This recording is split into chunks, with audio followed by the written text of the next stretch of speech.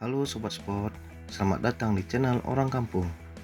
Di video ini, saya akan membahas tentang hasil race MotoGP Silverstone 2021.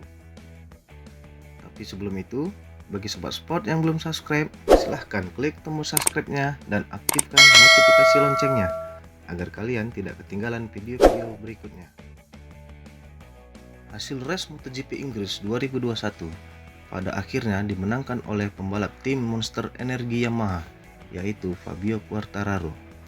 Start dari posisi ketiga, Quartararo dengan cepat menguasai balapan dan memimpin dengan nyaman hingga race berakhir. Pada balapan di sirkuit Silverstone pada Minggu 29 Agustus 2021, Quartararo finish dengan jarak yang cukup jauh.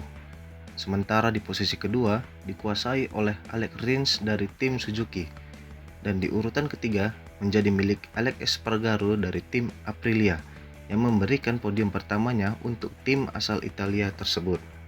Lalu bagaimana dengan Marc Marquez dan Valentino Rossi?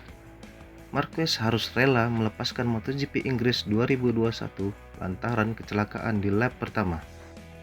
Pada awal balapan, Paul Espargaro sukses memanfaatkan pole positionnya dengan sangat baik. Ia langsung melaju kencang dan meninggalkan kelompok yang berada di belakangnya.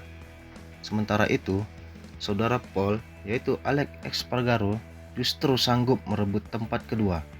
Di saat yang lain sedang mencoba mengejar Paul, Marc Marquez dan Jorge Martin terlibat insiden di tikungan ke-9.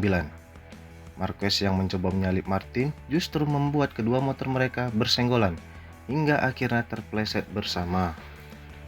Martin yang jauh mencoba bangkit dan berhasil menyalakan motornya, namun pada akhirnya tetap tak bisa melanjutkan.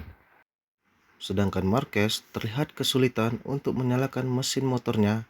Alhasil, Marquez harus ikhlas melepaskan balapan MotoGP Inggris lebih awal.